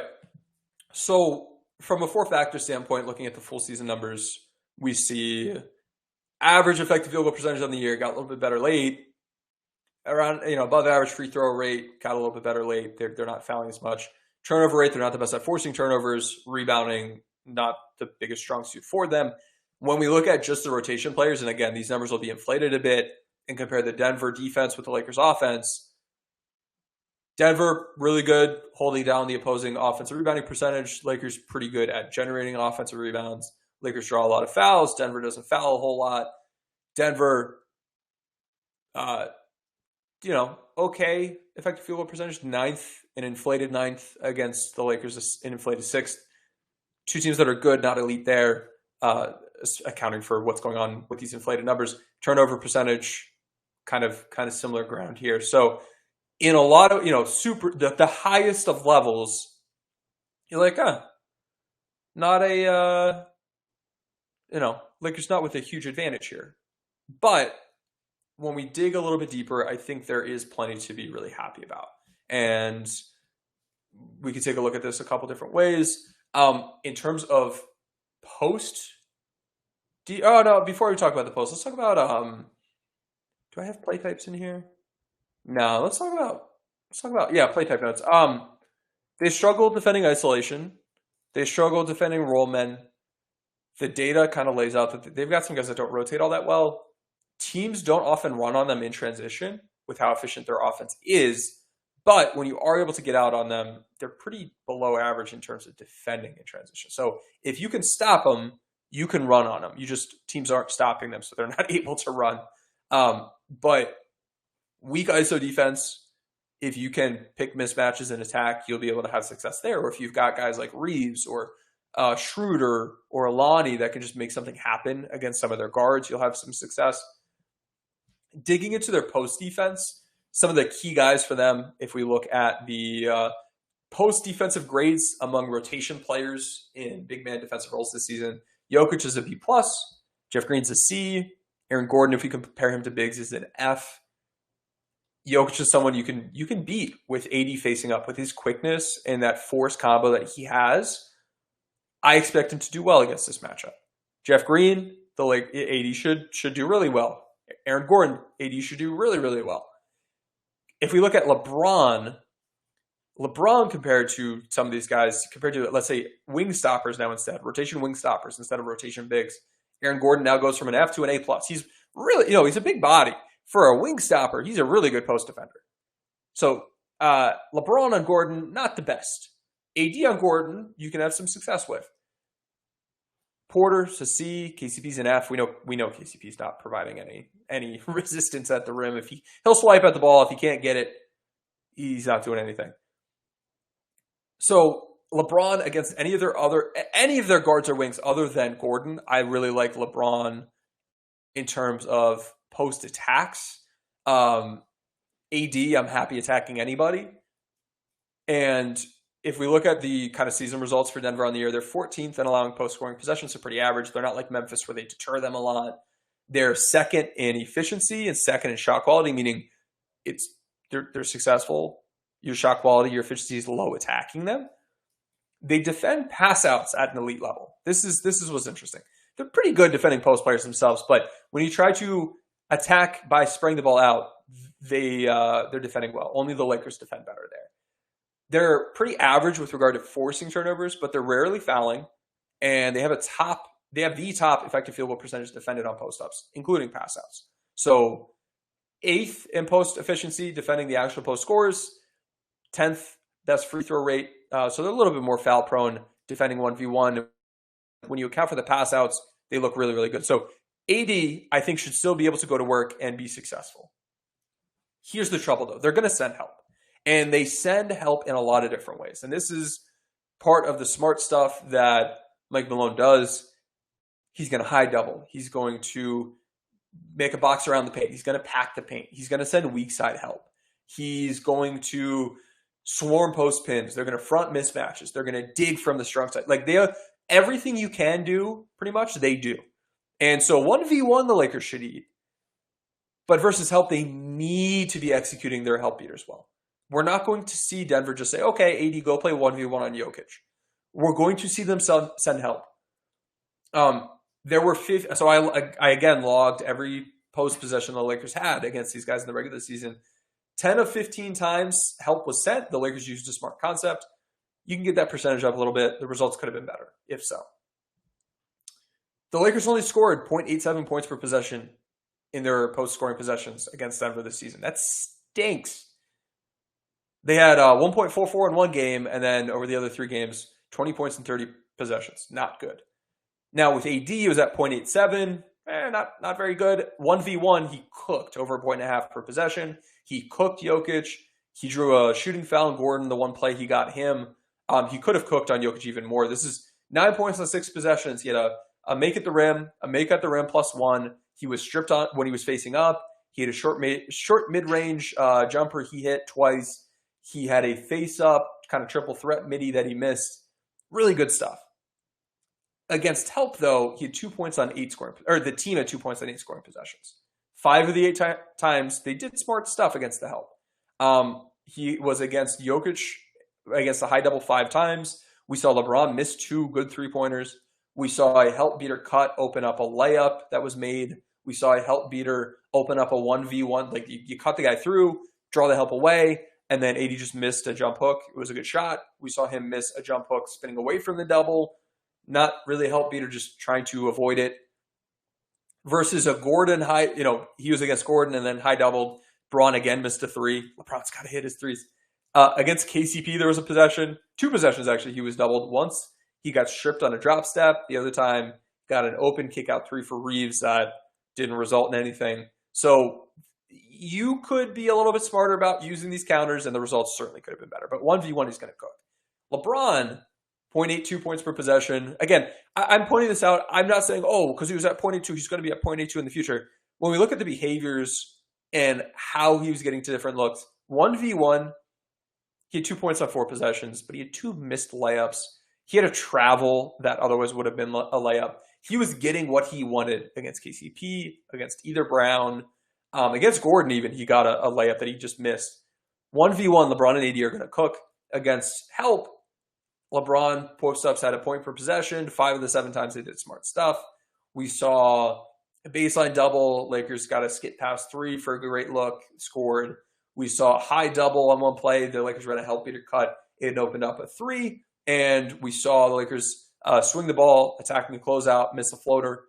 there was a play where against Gordon, there was a high double sent, and the Lakers ran a help beater cut. It opens up a kick out open three that was driven from AD, and he hit a floater. There was a baseline double. There was a help beater cut that opened up a kick out three that was just missed. There was a high dig when he was attacking Green. There was a missed midi after he jump stopped middle, just kind of like through the help. A lot of these plays, watching it, I'm like, yeah, this is what I want to do. And we got to the shot I want. They didn't hit the shots. You can improve the help beater frequency just a little bit. Oh, I missed against KCP. There was a high double, help beater cut, opened up a kick out, open three that was missed. Against a Brown baseline double, we saw a short mid-range jumper over the contest. Not what I was looking for. Funny enough, we got the result there.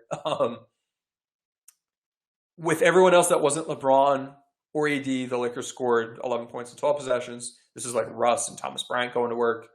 The Lakers should have an advantage here. Just like I think Denver's post efficiency probably could have been a little bit better. I think the Lakers post efficiency definitely should have been better in these regular season games. This should be an advantage. 1v1, you're going to cook. You're going to draw help. Basketball is a draw help, beat help game.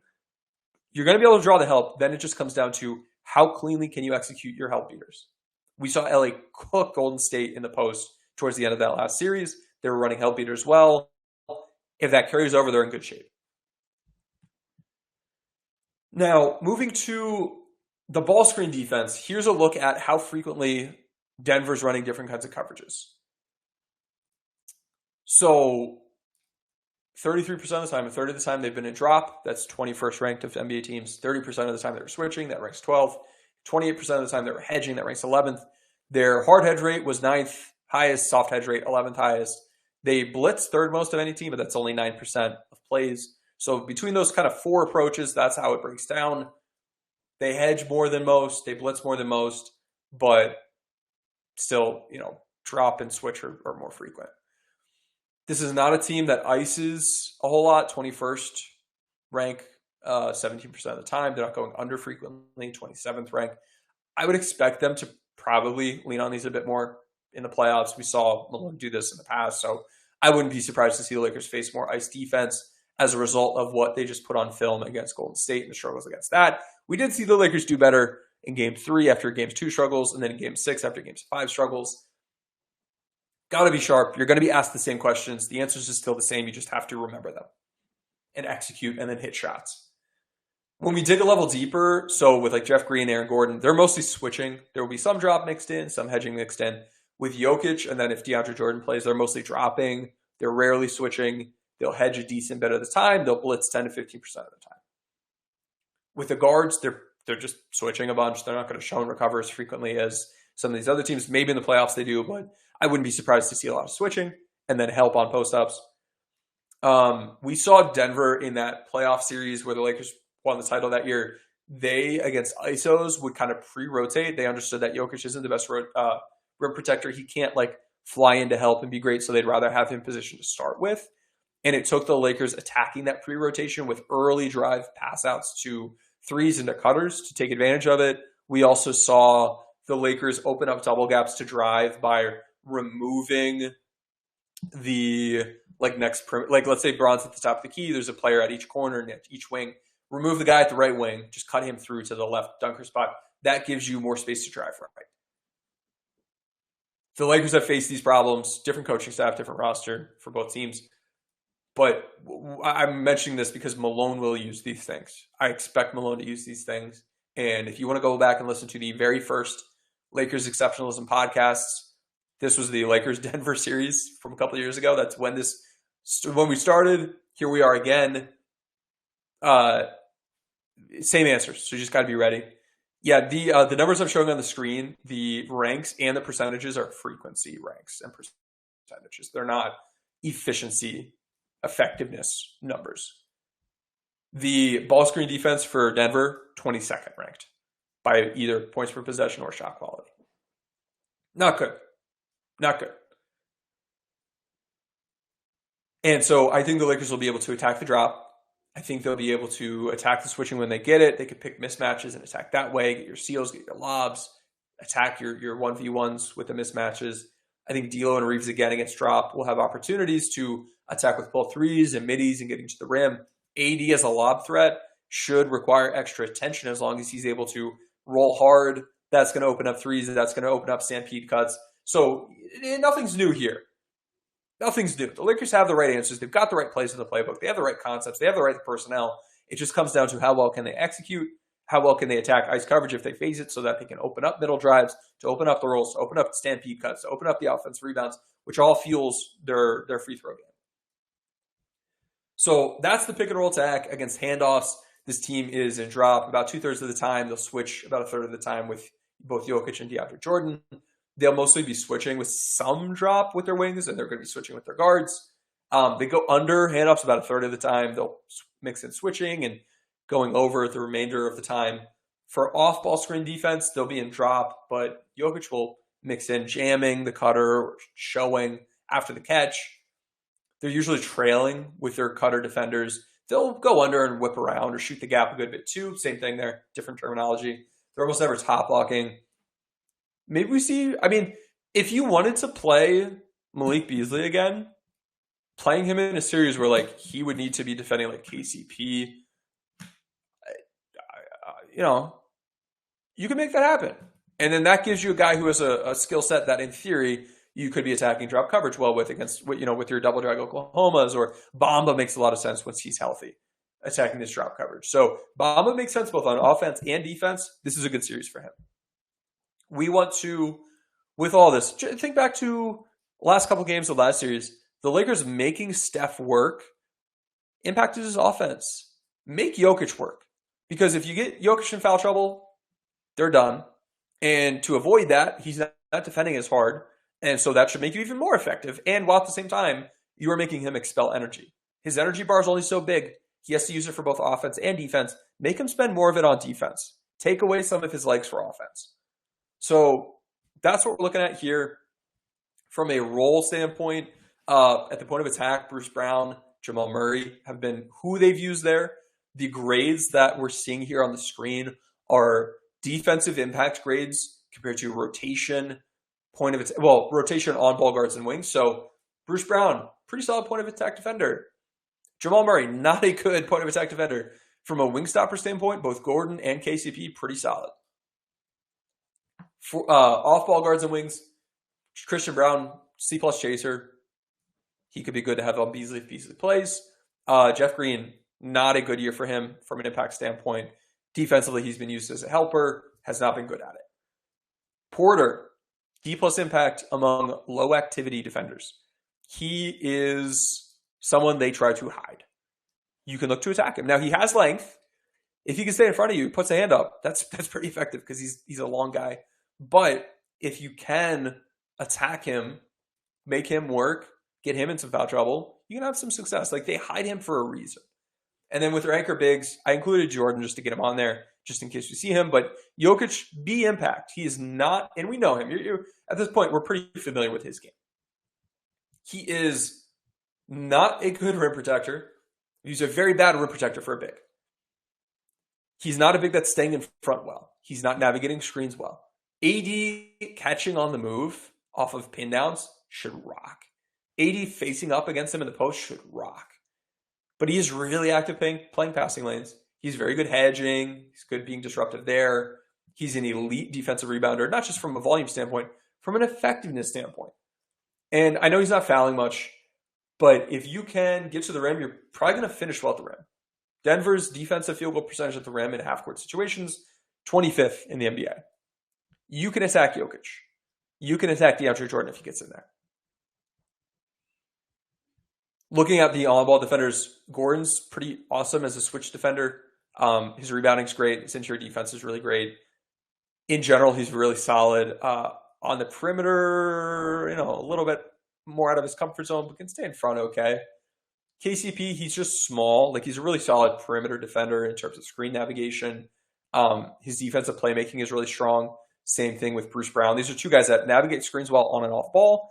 They play passing lanes well. They pick pockets well. Neither of them is actually all that good at staying in front. So you might be able to get some blow-bys here against a rim protection team that isn't, they just don't have it. It's not as good. So if you can get some good 1v1s, Reeves, Lonnie, Schroeder, D'Lo, these guys might be able to cook some of these guys. We know KCP is not a factor on the boards. He's not a factor on the interior. Jamal Murray, similarly, not good on the interior. He's okay on the boards. Brown's pretty good on the boards. Gordon's good on the boards. So from an on-ball standpoint, that's what we're looking at. With the off-ball defenders, Christian Braun rotates well. He's a strong perimeter defender. Not as hot with rebounding or interior defense, but he's just a promising young player. Jeff Green, good positional defender. He rotates well. He'll stay in front pretty well. He's a mobile guy. He'll be active defending the rim, but not too disruptive. Like, he's not that big, but he'll try to be there and just make, shots will be contested, not open. He's bad on the boards, so pound the boards if he's your guy. Porter's pretty good on the boards. Okay, defending the rim. He's a pretty tall guy for a wing. On the perimeter is someone you can attack. Again, he has length, but you can look to attack him. And so that's what we're looking at there. This defense, I think AD and LeBron should be able to attack. Once you get past the front line, you're going to score well at the rim. If you're not, you might be able to draw some fouls. Really good opportunity here. Really, really good opportunity for the Lakers offense. And defensively, this is a really good Denver team. Really, really good Denver team. I don't want to understate how good they are. But this is a really good Lakers defense. And tactically, the things that Denver's wants to use to fuel their offense are areas the Lakers have been really good at defending. And against Denver, they've had the right answers. It's been a different personnel, but they could still, they know the answers already. They've already passed the test. It's not like they are facing these things for the first time. They're already doing what I want them to do. So offensively, pick and roll offense should do well. Your post offense should do well. If you're drawing fouls, you're going to do well. Defensively, Denver's going to cut a lot. Denver's going to run handoffs. Denver is going to run ball screens and post up. Their post offense and their pick and roll offense, you know how to defend. Their personnel, I'm not as worried about playing a Malik Beasley because these guys have a lot of stationary shooters. They don't have guys that are going to cook some of the Lakers' poor defenders. They're not a high off-screen team. Like, there are things that could be problematic for specific defenders the Lakers have. This team's not really doing that. So if you can lock in on the post and ball screens, you're in really good shape. So all of that said, and we're about to get into Q&A, my series prediction on the road, Lakers do not have home court advantage. But these two teams, as currently constructed, as I covered at the top, have played just about as well as each other on the year. Denver's home court is an obstacle. They have the extra home game. They have the altitude factor. But the Lakers offensively should be able to cook. And then defensively, they have presented problems to Denver that I think are the right questions to be asking. Malone's got to be really strong. Ham's got to be really strong. But I've got Lakers in 6. Lakers in 6 is my prediction. And I think we might see a similar formula to what we saw the past 2 rounds. Steal game 1. You going into it, you have a lot of built-in tactical advantages. Steal game 1 to probably, win game 2. Hold home court and then win the series. If you can get a Jokic foul trouble game, that's a game for the Lakers. If we get an AD foul trouble game, that's probably a game for Denver. So putting Jokic in actions, making him defend, and then on the defensive end of the court, as long as you're sending help, AD is not going to be as vulnerable to fouling. So I like this. I see a lot that looks good to me. I haven't been looking at coverage for what other people are predicting. I have not been all season long. I have not been during the playoffs. This is me looking at the data, looking at the film, looking at the tactics, looking at the personnel, keeping an eye out for what these two teams have actually done when constructed as they are. I don't care what the Lakers did for most of the season. This team's different from that team. I do care, though, that we've seen the coaching staff clearly know how to defend Denver. So that's valuable. But I'm feeling good. And so far through 2 rounds I had Lakers in 6 in round 1, check. Lakers in 6 round 2, check. I'm going to stick with it here for the Western Conference Finals. I think the Lakers make it to the finals this year. But I mean, you've got to have an appropriate level of fear with Denver. If the Lakers go in and they don't attack ice defense well, and their help beaters aren't working well, and they're sloppy sending help, I think, Denver's got some great opportunities. They've got a great team. They've got the MVP, should have been the MVP. So there's plenty to be worried about. This is going to be a battle. But I think the Lakers have what it takes here. So that's what I've got for y'all. Let's turn it over. What questions do you have? Throw the questions in the chat. I'll try to answer whatever I can. If there's anything I haven't mentioned, let me know. Can I review Denver's rotation pattern? Yeah, sure. Here's Denver's rotation pattern.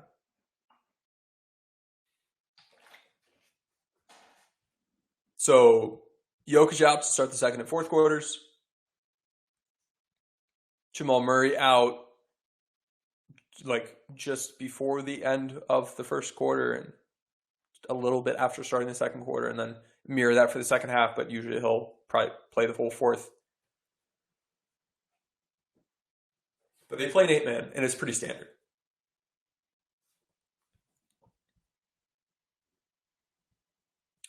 Are the Rui Braun frontcourt minutes viable in non-Jokic AD lineups?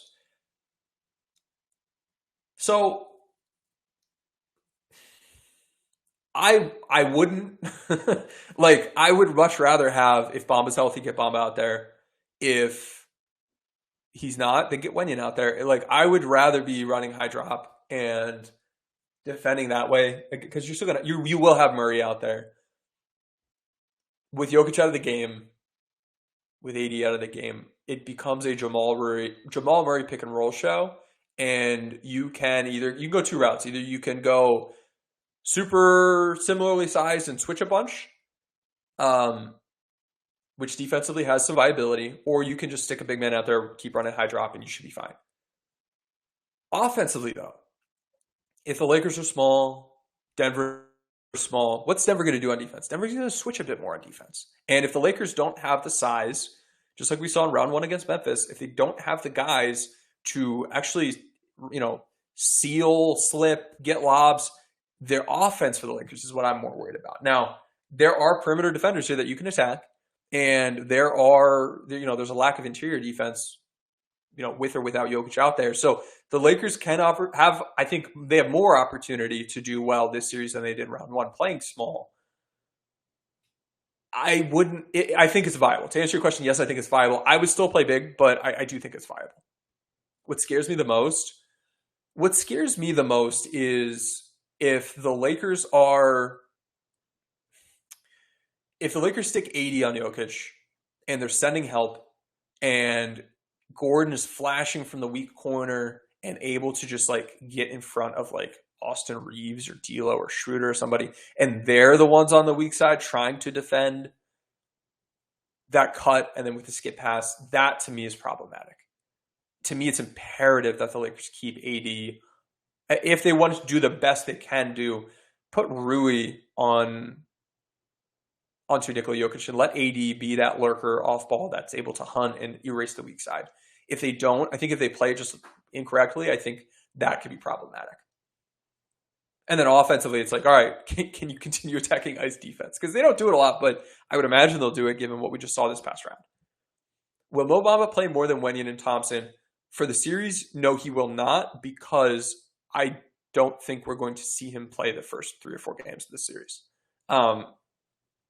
because of his injury. So we'll see. It just depends on when he gets back.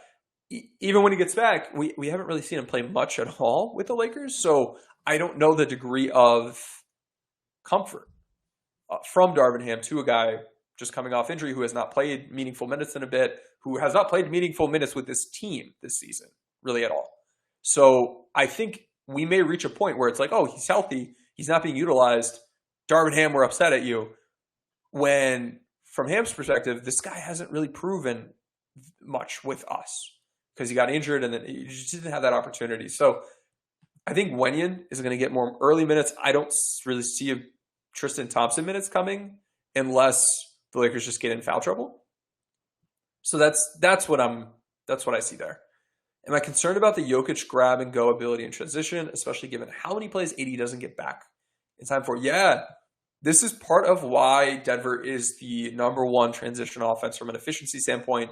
7th, I think I said? Yeah, 7th, Lakers are 6th in terms of point production volume. Jokic is able to grab and go, and he's an elite passer. So if AD is falling down, or complaining about a call and isn't able to get back, that's problematic.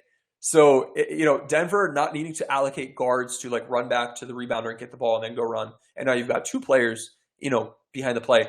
Their guys can just go. And then Jokic can throw the outlet pass or he can dribble it up the court. Question, if I were him, what would your starting lineup be to start the series? So this is how I would operate.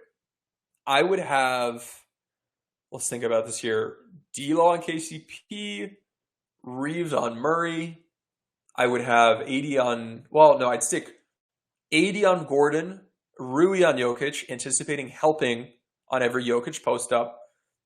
Although, no, see, the problem there becomes, and this is the tricky thing about this, the post up and the pick and roll strategies aren't cohesive in that instance. And that's the troublesome part of this series for me as well, is like, I don't want to high drop with Rui. That's not as effective. So AD on Jokic allows you to play pick and rolls really well. And then in post ups, you just need LeBron and Rui to be really strong off ball. If you're able to get Bamba out here, he can, run that high drop. And then he's able to, defend on ball and post ups with the help, and then AD's off ball. That's why Mo Bamba is so critical. And yes, he is injured. So I would get Rui out there, LeBron, because Porter's mostly a spot up guy. KCP's mostly a spot up guy. Like, I'd rather have a bit more size. I'm not worried about the off screen stuff. Reeves on Murray, D'Lo on KCP, AD on Jokic, Rui on Gordon, and LeBron on Porter, I think is how I'd line up.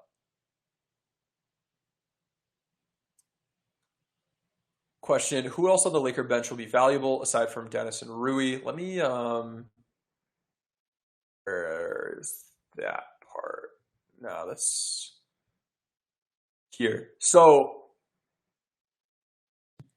Dennis, so I think Rui starts, Dennis off the bench, Wenyen, and then Bamba, once he's healthy, should be in here.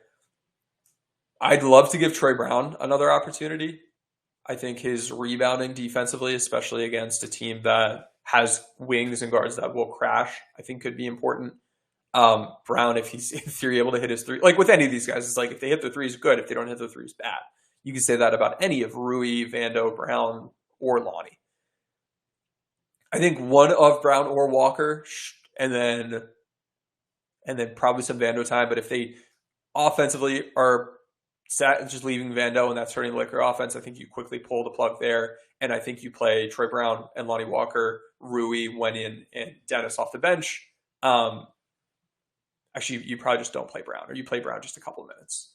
I think you probably run like a 9-man. And then once Bob is back, you give him minutes.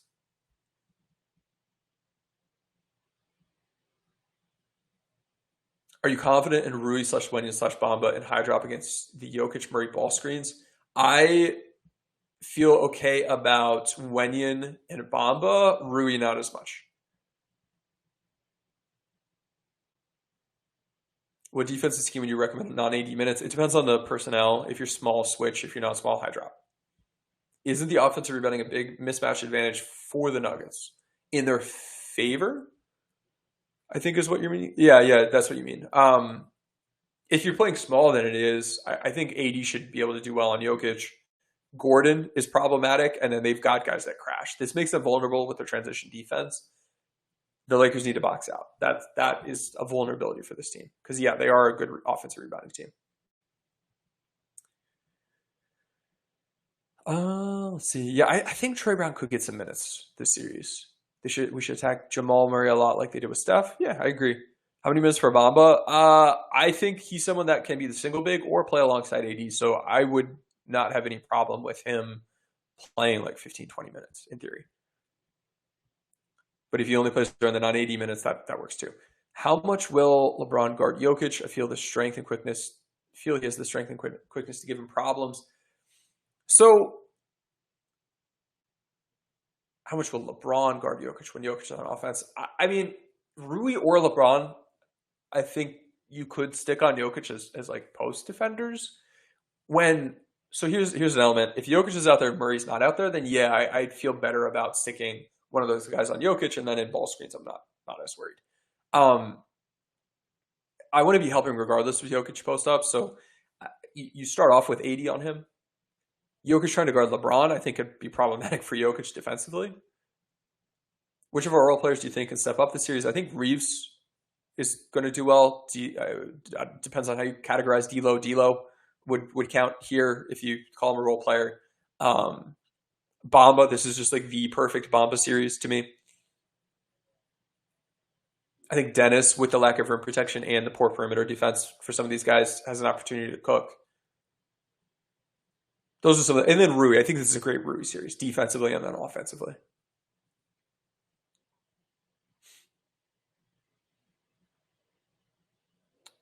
Let's see here. Why are you talking? Oh, should we respond to someone else? Yeah, we're not talking about the Celtics or anybody else right now. Do I feel? I tried to skip around. Do I feel as good about this matchup as with the Warriors matchup coming in? I had concerns with, like, yes, I guess the answer to your question, yes. I think this team is much better offensively than Golden State and is much worse defensively. And prior to having scouted Denver and realizing the areas in which the Lakers have already done really good jobs and kind of figured out the right approach to defend them, I was more worried about this matchup. But after digging into that, I would say they're about on the same level for me. Yeah, I think the Lakers in this series can play the big front court a bit more. They don't have to worry about chaser defense here. What do I think about Vando's role on the defensive side in this series? So who do we want him matching up against, right? Let's take a look. Where does he make the most sense? He, to me, does not make the most sense guarding Jamal Murray. I think he'd rather have better screen navigation based on how frequently he runs ball screens versus is an ISO guy. You're not sticking Vando on Jokic. Vando on any of the stationary shooters, like, that's fine. He'll rotate. He can play passing lanes. That's good. Him on Porter, also fine. He's got size. I think that's a good matchup for him. Against Gordon, I think Gordon has a strength and force advantage that I'd worry about. Green, you can stick him on. So, like, he's fun. Like, I'm not looking at this and being like, oh no, he can't guard these guys. I think anyone other than Murray, Jokic, and Gordon, I feel good about Vando on. And he'll be good. He'll be a positive on defense. You play him if on offense the Denver decides to defend him, or you can take advantage of Denver not defending him. If he becomes problematic on offense, I'm not looking at these players defensively and saying, oh no, we need to have him on Porter. We need to have him on KCP or Brown or Green. He's not my guy for Jokic. He's not my guy for Murray. He's not my guy for Gordon. So, and he's replaceable in these other matchups. He's still good. He's still, better than some of these other defenders for the Lakers, but the value on defense isn't as much there as the hurt could be on offense. If this were a team that had like if you're going to stick them on like Jaylen Brown or Jason Tatum, or Tobias Harris, I think that makes more sense. But I wouldn't be surprised to see him start game one, but I would love to see Rui start game one. You can't be throwing out games. You can't be throwing out minutes, especially with the starting lineup. If the Lakers starting group has their offense mucked up because Vando is out there, the Lakers are going to lose games because of it. Does Denver commit a lot of fouls? And if so, do you think AD and Brown post-ups can be effective in drawing those fouls? Yeah, so Denver will send help frequently. When they send help, they do a really good job not fouling. But if the Lakers are able to get 1v1s, which they were able to get some of against Denver in the regular season, yeah, Denver will foul. They're not a high-frequency fouling team, but the Lakers do draw a lot of fouls. If the Lakers are able to attack with middle drives and open up rolls, open up stampede cuts, open up putbacks, lobs, all those good things, they're going to draw fouls. Either they're going to draw fouls or they're going to be shooting 80% at the rim. Would I roam off Gordon given how he ranks as a finisher? Yes, if his man is like Rui or AD. I'd worry a little, like giving him a running head start to cut into the paint on you can be problematic if you're a lot of other guys. Why is Bamba a good fit on offense? So his spacing doesn't hurt you. You get extra size for rebounding on both ends of the court. You get extra size for the post defense while allowing AD to be off ball. But that's defense. On offense, if Denver's going to run drop coverage, you can use him out there. I guess if let's think this through. If the Lakers had AD and Mo Bamba out there, who are you putting Nikola Jokic on? You're going to put him on AD, or you're going to put him on Mo Bamba? I think they might stick him on Bamba. And then you run ball screens, get him in drop, and then you can pick a pop with him. And then, attack Jokic downhill, and then you've got a pop option. If they stick Jokic on AD then, and Bamba's out there on the perimeter, you're taking Gordon away from being able to be a secondary helper and protector, which is something he's really good at. That is where then AD has more opportunity to cook 1v1. Bamba's not the guy that's going to be able to, if you stick Porter on him, Bamba's not the best, post-up guy. So that is kind of the thing that, if we think back earlier in the season, why I wanted a Miles Turner is he spaces the floor, but then if you try to hide a non-big on him, he'll punish the mismatch. Bamba isn't quite that player, but if you can do it just enough, I think you can do well. But that, I guess, is the concern there. I think he has more defensive value. And then offensively, it's just he doesn't hurt you, but it's not necessarily enabling anything unless you're able to pick and pop. And, hey, what do? If they drop, you pop. If they switch, then maybe you have some opportunities to attack. Bamba being guarded by Jamal Murray, that's going to be problematic for the defense. How different Denver 2020 versus now? So they're better. Who the hell? I remember there was a PJ Dozier game in that series. I'm kind of blanking on. I remember the tactics from that series, but I'm not remembering the specific guys as much. I mean, they've got the same core dudes. So that was the 2019-2020 postseason. Oh yeah, they had Jeremy Grant on that group. That was the series that Grant did a good job on LeBron, and then everybody thought he was better than he was.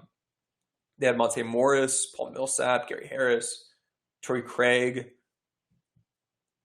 Yeah, they had some interesting wing defenders. I think their secondary ball handling, attacking with Morris was a bit better than what this group has. Will Denver switch Bron AD pick and roll? Yeah, I mean, I think probably everybody's switching to Bron AD pick and roll these days. But step up screens, hit AD on those lobs, on those steals. Can LeBron exploit Jokic on defense like he exploited Curry on perimeter mismatches? Jokic does well hedging. LeBron just trying to attack Jokic 1v1, I think could be successful. Jokic, defending on ball in the interior should be fine for Denver, but as a secondary protector, help defender, not as impactful. So LeBron should be able to do fine there. Can I go back to the ball screen coverage frequency? Yeah, sure.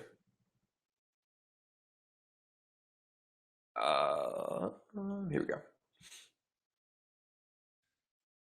How's Mo as a passer? Not the best. He's fine. Are we seeing Denver ice ball screens? Probably. I would, if I were them, that's what I would do. Do we think they'll put Jokic on Vando defensively? No, I think they'll probably put Porter on Vando, or maybe even Murray on Vando. You know what they could? I mean, I guess they could. They could stick Jokic on Vando, sag off, have Gordon on AD, and just try to hold his ground, and then you've got a guy that can be at the rim. So that could be helpful. Or if they stick Gordon on him, then they've got Gordon at the rim. I guess you want Gordon on LeBron. Yeah, so you've got options. Yeah, Caruso would have been fun. So, all right, I got to get going. Thank you, everyone. If you've got more questions, ask them to me in the Discord or on Twitter. But again, I'm thinking Lakers in 6. Thank you, everyone, for stopping by. Hopefully this was valuable. If you joined late, I'm going to post this on YouTube afterwards. Make sure to like and subscribe there for more content. Check us out in the Discord. We've got constant conversation in there. We've got different tiers within the Discord with different layers of bonus content with bonus pods, which I'll be doing Q&A sessions in between games of this series. We've got an X's and O's course you can get for $10, 20-ish hours of pre-recorded content if you're interested in learning all of these different concepts and going from A to Z. We got you covered there. $10. It's the best value you're going to get. How do we attack switching? How do we create gaps? What are the different types of pick and rolls? All of those different things. Check that out. Watch, join with us. You're in the stream already. If you're listening on YouTube, join us at playback.tv/Lakers Watch Party. This is where we will be watching games live. That's, again, all I have. Thank you, everyone, for joining me. We will see you for game 1.